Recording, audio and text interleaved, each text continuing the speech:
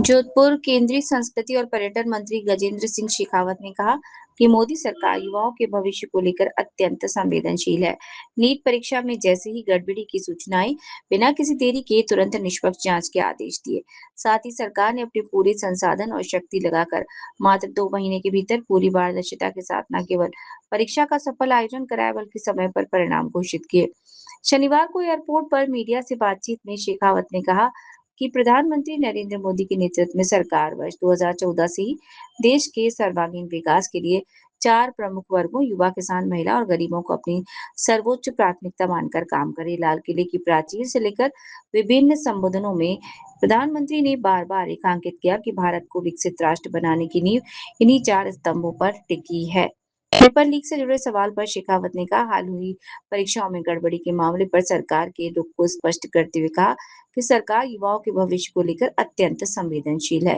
केंद्रीय मंत्री ने कहा कि नीट के 22 लाख परीक्षार्थियों के समय और भविष्य को ध्यान में रखते हुए सरकार ने रिकॉर्ड समय में दोबारा परीक्षा आयोजित कर एक मिसाल कायम की है। लेकिन सरकार ने अपने पूरे संसाधन और शक्ति लगाकर मात्र 2 महीने के भीतर पूरी पारदर्शिता के साथ न केवल परीक्षा का सफल आयोजन कराया, बल्कि समय पर परिणाम भी घोषित किए।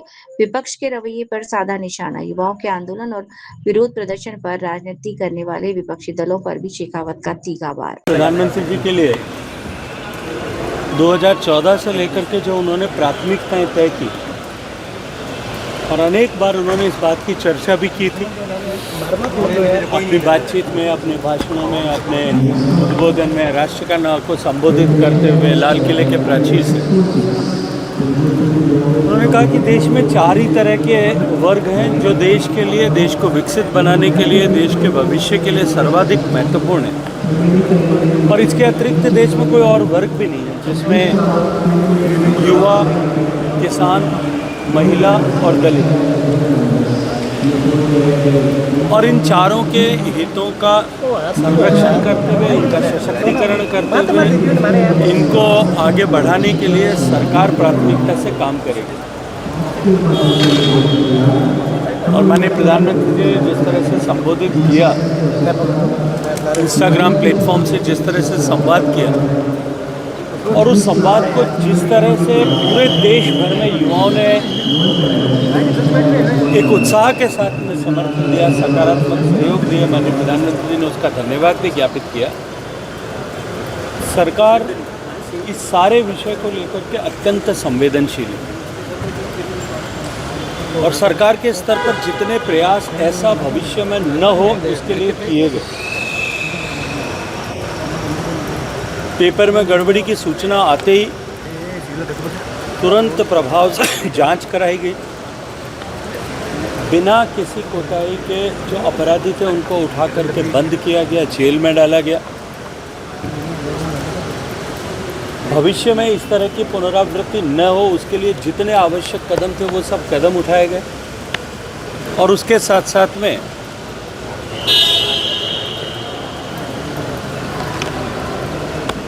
परीक्षार्थियों का 1 साल या समय बर्बाद न हो, क्योंकि 22 लाख लोगों की देश भर में जो परीक्षा होती है,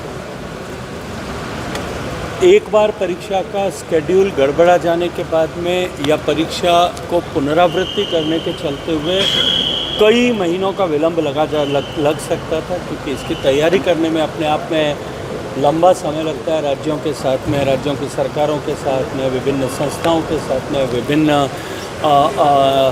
एजेंसीज़ के साथ में जो है समन्वय बिठा करके ही, कोऑर्डिनेट करके इस तरह की परीक्षा हो सकती है। लेकिन रिकॉर्ड समय में 2 महीने के अंदर अंदर न केवल परीक्षा को आयोजित किया गया, सरकार की पूरी शक्ति, संसाधन सब लगा करके आयोजित किया गया, ट्रांसपेरेंसी के साथ में आयोजित किया गया और उसका परिणाम भी दिया गया। इसी के साथ साथ में माननीय प्रधानमंत्री जी ने इस विषय से जुड़े हुए ऐसे सारे लोग जिनकी उदासीनता के, लापरवाही के चलते हुए ऐसा हो सकता था, उन सब 47 कर्मियों को बर्खास्त किया गया, शिक्षा सचिव का स्थानांतरण किया गया। और आने वाले समय में आगे भी जो है ऐसे हर दोषी के खिलाफ में कार्रवाई हो, इसको सुनिश्चित किया गया।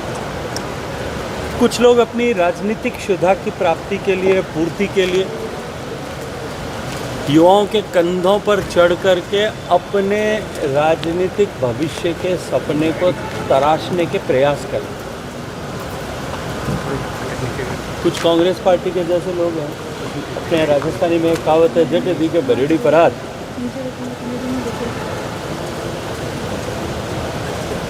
उठ लेर पुगे बरात।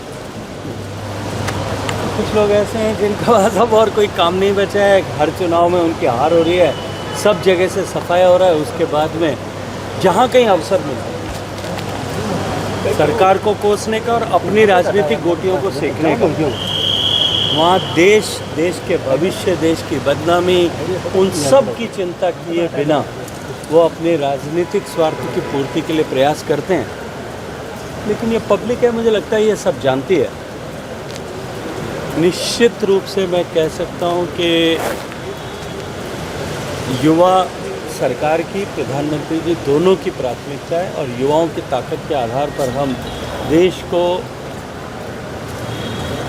विकसित देश बनाने की दिशा में आगे बढ़े। सर, अपना संसद की तरफ होना चाहिए, लेकिन कुछ लोग राजनीतिक स्वार्थ के चलते हुए उकसा करके उनको इस तरह से जो है दिग्भ्रमित करने के प्रयास करते हैं और इस तरह का आचरण और व्यवहार नया नहीं।